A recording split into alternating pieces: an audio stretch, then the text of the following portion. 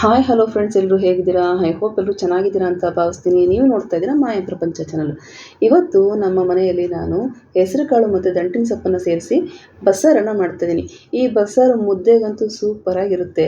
ಒಬ್ಬೊಬ್ಬರು ಒಂದೊಂದು ರೀತಿಲಿ ಮಾಡ್ತಾರೆ. ಇಲ್ಲಿ ನಾನು ಹಳ್ಳಿ ಸ್ಟೈಲಲ್ಲಿ ಹೇಗೆ ಬಸ್ಸಾರನ್ನು ಮಾಡ್ತಾರೆ ಅಂತೇಳಿ ತೋರಿಸ್ಕೊಡ್ತೀನಿ ಬನ್ನಿ. ಹಾಗೆ ಯಾರಾದರೂ ಫಸ್ಟ್ ಟೈಮ್ ನನ್ನ ಚಾನಲನ್ನು ನೋಡ್ತಾ ಇದ್ದರೆ ಪ್ಲೀಸ್ ಸಬ್ಸ್ಕ್ರೈಬ್ ಮಾಡ್ಕೊಂಡು ಸಪೋರ್ಟ್ ಮಾಡಿ. ಹಾಗೆ ಪಕ್ಕದಲ್ಲಿರುವಂಥ ಬೆಲ್ ಐಕನನ್ನು ಕ್ಲಿಕ್ ಮಾಡ್ಕೊಳ್ಳಿ. ನೋಡಿ, ಹೆಸರು ಕಾಳನ್ನು ಹಿಂದಿನ ದಿನ ರಾತ್ರಿಯೇ ನಾನು ನೆನೆಸಿಟ್ಟಿದ್ದೀನಿ. ನೋಡಿ ಎಷ್ಟು ಚೆನ್ನಾಗಿ ನೆಂದಿದೆ. ಈ ರೀತಿ ನೆನೆಸ್ಕೊಳ್ಳೋದ್ರಿಂದ 2 ವಿಷಲಿಗೆ ಹೆಸರು ಕಾಳು ಬೇಯುತ್ತೆ. ಅದಕ್ಕೋಸ್ಕರ ಹಾಗೆ ದಂಟಿನ ಸೊಪ್ಪನ್ನು ಉಪ್ಪು ನೀರಲ್ಲಿ ನೆನೆಸಿ ನೀಟಾಗಿ 2 ಸತಿ ವಾಶ್ ಮಾಡಿ ಕಟ್ ಮಾಡಿ ಇಟ್ಕೊಂಡಿದ್ದೀನಿ. ಫಸ್ಟಿಗೆ ಹೆಸರು ಕಾಳು, ಅದರ ಜೊತೆಗೆ ಸೊಪ್ಪನ್ನು ಹಾಕಿ 2 ವಿಷಲ್ ಕೂಗ್ಸೋಣ.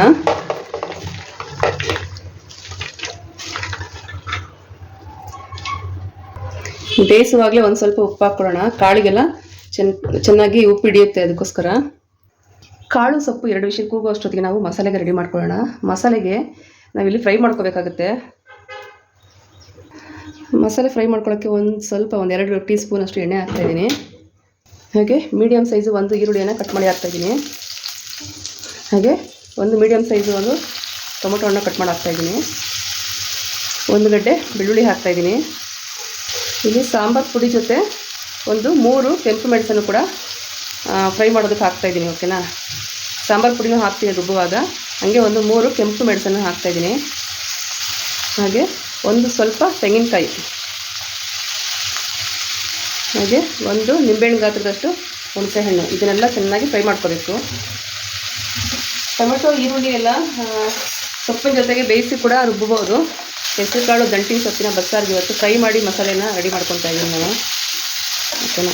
ಸ್ವಲ್ಪ ಚೆನ್ನಾಗಿ ಫ್ರೈ ಆಗಬೇಕು. ಟೊಮೊಟೊ ಈರುಳ್ಳಿ ಎಲ್ಲ ಕೆಂಪಾಗಿ ಚೆನ್ನಾಗಿ ಫ್ರೈ ಆಗಬೇಕು. 5 ನಿಮಿಷ ಫ್ರೈ ಆಗಬೇಕು ಚೆನ್ನಾಗಿ.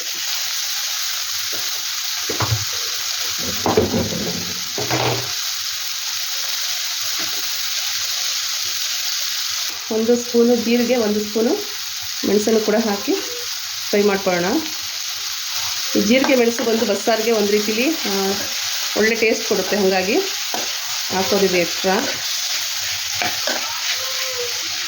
ನೋಡಿ, ಈಗ 5 ನಿಮಿಷ ಫ್ರೈ ಮಾಡ್ಕೊಂಡಿದ್ದೀನಿ. ನೋಡಿ, ಈರುಳ್ಳಿ ಟೊಮೆಟೊ ಎಲ್ಲ ಚೆನ್ನಾಗಿ ಎಣ್ಣೆಲಿ ಫ್ರೈ ಆಗಿದೆ. ಈಗ ಇದಕ್ಕೆ ಒಂದು ಸ್ವಲ್ಪ ಕೊತ್ತಂಬರಿ ಕೂಡ ಸೇರಿಸ್ಕೊಂಡು ಸ್ಟವ್ ಆಫ್ ಮಾಡ್ಕೊಳ್ಳೋಣ. ಇದು ಮಸಾಲೆ ತಣ್ಣಗಾಗಬೇಕು. ತಣ್ಣಗಾದ್ಮೇಲೆ ಗ್ರೈಂಡ್ ಮಾಡ್ಕೋಬೇಕು. ಓಕೆನಾ?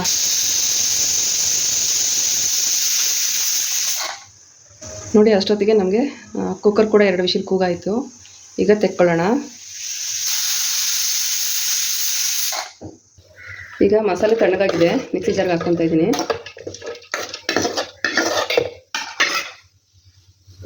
ಈಗ ಮಿಕ್ಸಿ ಜಾರ್ಗೆ 2 ಸ್ಪೂನು ಖಾರದ ಪುಡಿ ಹಾಕ್ತಾಯಿದ್ದೀನಿ. ಖಾರದ ಪುಡಿ ಅಂದರೆ ಸಾಂಬಾರು ಪೌಡರು. ಈಗ ಇದನ್ನೆಲ್ಲ ಸೇರಿಸಿ ನುಣ್ಣಗೆ ಪೇಸ್ಟ್ ಮಾಡ್ಕೊಂಬರೋಣ. ನೋಡಿ, ನುಣ್ಣಗೆ ಪೇಸ್ಟ್ ಮಾಡ್ಕೊಂಡು ಬಂದಿದ್ದೀನಿ. ನೋಡಿ, ಈಗ ಬೆಂದಿರುವಂಥ ಹೆಸರು ಕಾಳು ಮತ್ತು ಸೊಪ್ಪನ್ನು ಇದನ್ನೊಂದು ತೂತು ಪಾತ್ರೆಯಲ್ಲಿ ಹಾಕ್ಕೊತಾ ಇದ್ದೀನಿ. ಈ ಸೊಪ್ಪು ಕಾಳು ತೆಗೆದು ಒಂದು ಸ್ವಲ್ಪ ರುಬ್ಬುವಾಗ ಸೇರಿಸ್ಕೊಬೇಕು. ಅದಕ್ಕೆ ನೋಡಿ, 2 ವಿಷಲ್ ಬೇಯಿಸ್ಕೊಳ್ಳೋದಕ್ಕೆ ಕಾಳು ಕರೆಕ್ಟಾಗಿ ಬೆಂದಿದೆ. ನೋಡಿ, ಜಾಸ್ತಿನೂ ಬೆಂದಿಲ್ಲ, ಜಾಸ್ತಿ ಬೆಂದೋದ್ರೆ ಮೊಸರಾಗ್ಬಿಡುತ್ತೆ. ಆ ಥರ ಆಗಿಲ್ಲ. ನೋಡಿ, ನೀಟಾಗಿ ಕಾಳು ಥರನೇ ಇದೆ. ಈಗ ಸೊಪ್ಪು ಮತ್ತು ಹೆಸರು ಕಾಳನ್ನು ಸ್ವಲ್ಪ ತೆಗೆದು ಮಿಕ್ಸಿ ಜಾರ್ಗೆ ಹಾಕ್ಕೊಳ್ಳೋಣ. ಈಗ ಇದನ್ನು ಕೂಡ ಒಂದು ಸತಿ ಮಿಕ್ಸಿ ಮಾಡ್ಕೊಂಬರ್ತೀನಿ.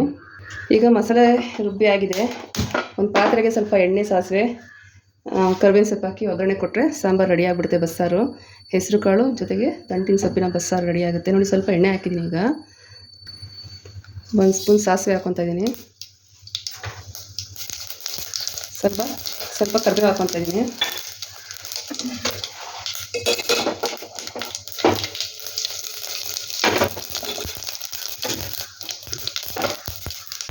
ಈಗ ರುಬ್ಬಿರೋ ಮಸಾಲೆ ಕೂಡ ಸೇರಿಸ್ಕೊಂಡು, ಇದಕ್ಕೆ ನಾವು ಕಾಳು ಮತ್ತು ಸೊಪ್ಪು ಬೇಯಿಸುವಾಗ ನೀರು ಹಾಕಿದ್ನಲ್ಲ, ಅದೇ ನೀರನ್ನು ಮಿಕ್ಸಿ ಜಾರ್ಗೆ ಹಾಕ್ಕೊಂಡು ಸೇರಿಸ್ಕೊತಾ ಇದ್ದೀನಿ. ಸೊಪ್ಪು ಕಾಳು ಬೇಯಿಸಿದ ನೀರನ್ನು ಸೇರಿಸ್ಕೊಂಡು ಆದಮೇಲೂ ಕೂಡ ನಿಮಗೆ ಎಷ್ಟು ಬೇಕು ಅಂತ ನೋಡಿ ನೀರನ್ನು ಸೇರಿಸ್ಕೊಳ್ಳಿ. ನೋಡಿ, ಇನ್ನೂ ಸ್ವಲ್ಪ ಹಾಕಬೇಕು ನೀರು. ಬಸ್ಸಾರು ಯಾವಾಗಲೂ ಸ್ವಲ್ಪ ತೆಳ್ಳವಾಗೇ ಇರುತ್ತೆ, ಜಾಸ್ತಿ ದಪ್ಪ ಇರೋದಿಲ್ಲ.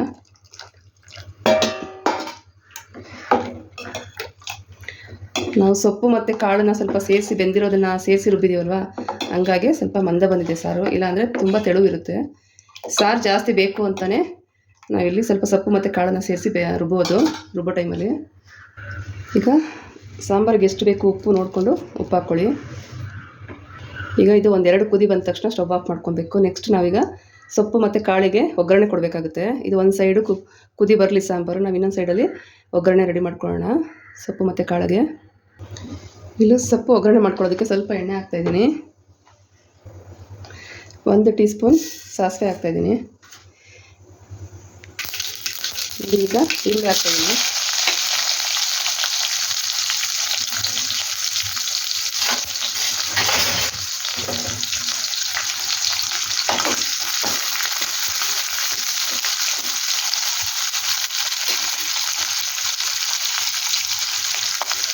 ಆಲ್ರೆಡಿ ಸೊಪ್ಪು ಮತ್ತು ಕಾಳು ಬೇಯಿಸುವಾಗ ಉಪ್ಪು ಹಾಕಿದ್ದೀನಿ, ನೋಡ್ಕೊಂಡು ಒಂದು ಸ್ವಲ್ಪ ಹಾಕ್ಕೊಳ್ಳಿ.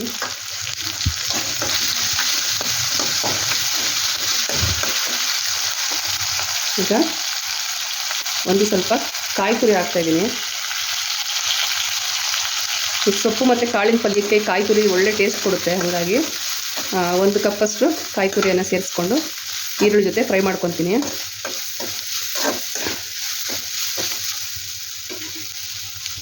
ನೋಡಿ, ಈಗ ಬೇಯಿಸಿಟ್ಕೊಂಡಿರುವಂಥ ಹೆಸರುಕಾಳು ಮತ್ತು ಸೊಪ್ಪನ್ನು ಕೂಡ ಹಾಕಿ ನೋಡಿ, ಈ ರೀತಿ ಹಾಕಿ ನೀಟಾಗಿ ಒಗ್ಗರಣೆ ಮತ್ತು ಸೊಪ್ಪು ಚೆನ್ನಾಗಿ ಮಿಕ್ಸ್ ಆಗಬೇಕು. ಈ ರೀತಿ ಕೈ ಆಡಿಸಿ ನೀಟಾಗಿ ಮಿಕ್ಸ್ ಮಾಡಿಕೊಂಡ್ರೆ ನಮಗೆ ಪಲ್ಯ ಕೂಡ ರೆಡಿ ಆಯಿತು. ನೋಡಿದ್ರಲ್ಲ ಫ್ರೆಂಡ್ಸ್, ಇವತ್ತಿನ ಹೆಸರುಕಾಳು ಜೊತೆಗೆ ದಂಟಿನ ಸೊಪ್ಪು ಸೇರಿಸಿ ಬಸ್ಸಾರನ್ನು ಎಷ್ಟು ಸುಲಭವಾಗಿ ಮಾಡ್ಬೋದು ಅಂತೇಳಿ.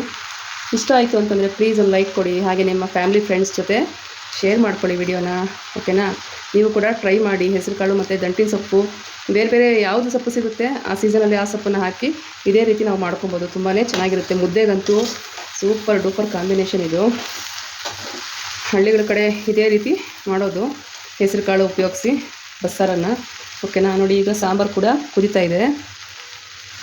ನೋಡಿ, ಒಂದು ಸೈಡು ಸಾಂಬಾರು ಕೂಡ 2 ಕುದಿ ಬಂದಿದೆ. ಈಗ ಸಾಂಬಾರು ಕೂಡ ಆಫ್ ಮಾಡ್ಕೊಳ್ಳೋಣ. ನೋಡಿ, ಇಷ್ಟು ತೆಳ್ಳಗಿರಬೇಕು ಸಾಂಬಾರು. ತುಂಬ ಗಟ್ಟಿಯಾದರೂ ಚೆನ್ನಾಗಿರಲ್ಲ, ತುಂಬ ತೆಳ್ಳಗಾದ್ರೂ ಚೆನ್ನಾಗಿರಲ್ಲ. ಮುದ್ದೆಗೆ ಅನ್ನಕ್ಕೆಲ್ಲ ಇಷ್ಟೇ ಒಂದು ಹದ ಇರಬೇಕು ಸಾಂಬಾರು. ಈ ಟೈಮಲ್ಲಿ ಒಂದ್ಸತಿ ಚೆಕ್ ಮಾಡ್ಕೊಂಬಿಡಿ, ಸ್ವಲ್ಪ ಉಪ್ಪು ಖಾರ ಎಲ್ಲ ಸರಿ ಇದೆಯಾ ಅಂತ. ಬೇಕಾದರೆ ಒಂದು ಸ್ವಲ್ಪ ಉಪ್ಪನ್ನು ಸೇರಿಸ್ಕೊಬೋದು. ಎಲ್ಲ ಕರೆಕ್ಟಾಗಿದೆ. ಆ ಸೊಪ್ಪು ಮತ್ತು ಕಾಳು ಹಾಕಿ ರುಬ್ಬಿರೋದ್ರಿಂದ ಅದ್ರದ್ದು ಫ್ಲೇವರ್ ಎಷ್ಟು ಚೆನ್ನಾಗಿದೆ ಅಂತಂದರೆ ನೀವು ಕೂಡ ಮಾಡ್ಕೊಂಡಾಗ ನಿಮಗೆ ಗೊತ್ತಾಗುತ್ತೆ. ಖಂಡಿತ ಟ್ರೈ ಮಾಡ್ತೀರಲ್ಲ. ನೋಡಿದ್ರಲ್ಲ ಫ್ರೆಂಡ್ಸ್, ಹಳ್ಳಿ ಸ್ಟೈಲಲ್ಲಿ ಹೆಸರುಕಾಳು ಮತ್ತು ದಂಟಿನ ಸೊಪ್ಪು ಹಾಕಿ ಹೇಗೆ ಬಸ್ಸಾರನ್ನು ಮಾಡ್ತೀವಿ ಅಂತೇಳಿ. ನೀವು ಕೂಡ ಟ್ರೈ ಮಾಡಿ ಹೇಗಿತ್ತು ಅಂತ ಕಮೆಂಟ್ ಬಾಕ್ಸಲ್ಲಿ ತಿಳಿಸಿ. ನಾಳೆ ಮತ್ತೊಂದು ವಿಡಿಯೋದಲ್ಲಿ ನಾನು ನಿಮ್ಮನ್ನು ಭೇಟಿ ಆಗ್ತೀನಿ. ಅಲ್ಲಿವರೆಗೂ ನಮ್ಮ ವಿಡಿಯೋಗಳನ್ನು ನೋಡಿ ಸಪೋರ್ಟ್ ಮಾಡಿ.